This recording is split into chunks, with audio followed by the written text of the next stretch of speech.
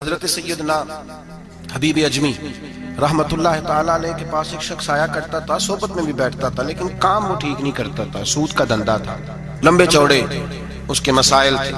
حالانکہ ایک ہی بیٹی تھی، وہ بھی دونوں ٹانگوں سے معذور تھی، دونوں ٹانگوں سے معذور، بڑے حکیم طبیب دکھایا لیکن بچی کو شفا نہیں ہوتی۔ شخص بھی اپنے مزاج کے لحاظ سے اچھا نہیں تھا۔ کہتے سویرے سویرے آیا تو کہنے لگا حضور مجھے توبہ کرا دیں، آج کے بعد نہ جھوٹ بولوں گا، نہ حرام کھاؤں گا، نہ شراب پیوں گا۔ تو کہتے ہیں جتنے لوگ بیٹھے تھے کان کھڑے ہو گئے، کہا تجھے کیا ہوا؟ کہنے لگا 11-12 سال کا نوجوان آیا مجھے توبہ کرا گیا، چڑھتی جوانی، 11-12 سال 14-15 سال کا بچہ مجھے توبہ کرا گیا۔ تو کہتے ہیں ہم محو حیرت ہوئے کہ اتنا سا بچہ۔ تو کہتے ہیں کسی نیک باپ کا بیٹا تھا، کسی پرہیزگار ماں کا بیٹا تھا، گھر میں تربیت ہوئی۔ اتنے بچے تو خانقاہ بھی نہیں جاتے، اتنے سے بچے تھوڑی کسی ادارے کے فارغ التحصیل ہوتے ہیں، کس مدرسے سے پڑھے ہوتے ہیں؟ کہتے چھوٹی سی عمر۔ تو کہا جناب آپ کو کیسے ملا؟ تو وہ شخص کہنے لگا حضور کل میں گیا بازار، میں نے بغداد کے چوک سے 10 کلو مچھلی بھی خرید لی اور کچھ اور ضرورت کی چیزیں بھی، مہمان آنے تھے، وہ سارا کچھ خرید کے میں جب نکلا تو سامان زیادہ ہو گیا۔ چوک میں مزدور بیٹھے ہوتے تھے، میں نے کہا بھئی میرے ساتھ فلاں محلے تک سامان پہنچانا ہے۔ وہ بچہ کہنے لگا چچا اگر میں چلوں تو، میں نے اس کو ایڈریس وغیرہ بتلایا تو 3 دینار مزدوری طے ہو گئی سامان گھر پہنچانے کی۔ کہتے میرے ساتھ وہ نکلا اور جب رستہ طے کرنے لگا تو رستے میں گرمی بڑی سخت تھی، ظہر کا وقت تھا، ذرا ہم نے چند قدم اٹھائے، 2-4 گلیاں گزرے تھے کہ اذان ظہر کی آواز آنے لگی۔ تو کہتے ہیں بڑی منت کے انداز میں، بڑی گزارش کے انداز میں میری طرف دیکھا، عمر چھوٹی سی ہے، کہنے لگا چچا اگر اجازت مل جائے تو میں ظہر کی نماز پڑھ لوں۔ کہتے ہیں میں ایک جگہ پھٹے پہ بیٹھ گیا اور گپے کرنے لگا، سامان وہاں رکھا، میں نے کہا پڑھ لے نماز۔ کہتے ہیں بچہ نماز پڑھنے چلا گیا، باقی لوگ دیر سے آئے، وہ نماز پڑھ کے جلدی آ گیا۔ میں نے کہا بیٹے تو جلدی آ گیا ہے؟ کہنے لگا اس لیے جلدی آیا ہوں کہ آپ یہ نہ سمجھے یہ کام چور ہے، میں نے نفل چھوڑ دیے ہیں، فارغ ہو کے پڑھ دوں گا۔ کہتے ہیں سامان اٹھایا، رستے میں گرمی شدت کی تھی، اس کا پسینہ بہنے لگا، میں آگے بڑھا، میں نے کہا بیٹے سامان تھوڑی دیر کے لیے مجھے دے دو، گرمی زیادہ ہے۔ کہنے لگا چچا کسی کا تربیت یافتہ ہوں، کسی نے ٹریننگ دی ہے، کہا ماں باپ نے کہا تھا حرام لقمہ گھر نہ لانا، کہا بات کیا ہوئی؟ کہنے لگے میں آپ کو نہیں دے سکتا، اس لیے کہ 3 دینار مزدوری گھر پہنچانے کی طے کی ہے، اگر آپ اٹھائیں گے تو پھر میں پیسے پورے نہیں لوں گا۔ دامان نے توکل کی یہ خوبی ہے کہ اس پر پیبند لگے ہوتے ہیں پر دھبے نہیں ہوتے، میں پھر مزدوری پوری نہیں لوں گا، پیسے کم لوں گا۔ کہتے ہیں میں محو حیرت ہو گیا، اس جوان کی بات نے میرے سارے وجود تھر تھر کبا ڈالا کہ اس دور میں اس قسم کے لوگ۔ کہتے ہیں گھر لے گیا اس کو، میں سامان رکھا، میں نے کہا تم یہاں ٹھہرو میں 3 دینار مزدوری لاتا ہوں۔ کہتے ہیں پیسے لینے گیا تو بیوی کو بتایا، بڑا نیک ہے، بڑا پرہیزگار جوان ہے۔ کہنے لگی روٹی پکی ہوئی ہے، اسے کہو دوپہر کا کھانا کھا لے۔ کہتے ہیں میں باہر گیا، 3 دینار تھمائے، میں نے کہا بیٹے ایک بات مانو گے؟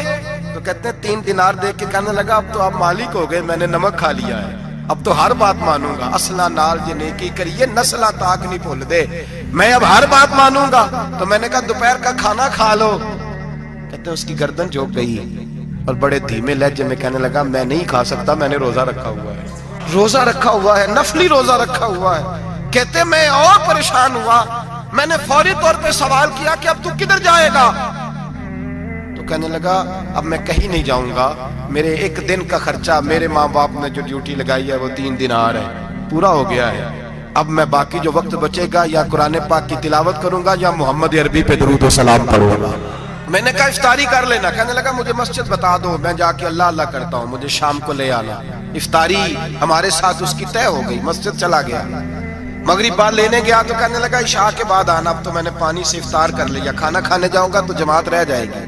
کہتے ہیں عشاء کے بعد میں لایا، اس کو کھانا کھلایا، رات گہری ہو گئی تو میں نے کہا تو سو نہیں جاتا؟ کہنے لگا کوئی عرض نہیں، کبھی دور مزدوری کرنے نکل جاؤں تو رہ بھی جاتا ہوں، گھر والوں کو پتہ ہے۔ کہتے میں نے مسافر خانہ کھولا، یوں سمجھیے ڈرائنگ روم بیٹھک میں نے کھولی، اس کو سلا دیا، میں اور میری بیوی اپنی معذور بیٹی کو روٹی دینے گئے اور ہم نے جا کے اس کو کھانا کھلایا جو ٹانگوں سے معذور تھی، اور ساتھ کہا کہ بیٹی آج بڑا پرہیزگار جوان ہمارا مہمان ہے، آج چڑھتی جوانی اور تقوی کی روشنی اس کے چہرے سے چمکتی ہے، کیا بات ہے، بڑے ہی اچھے گھرانے کا تربیت یافتہ ہے۔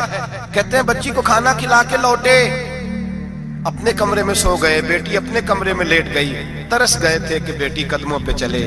تہجد کا وقت ہوا تو دروازے پہ دستک ہوئی، بڑی بے چینی کے ساتھ اٹھے میاں بیوی، کون ہے؟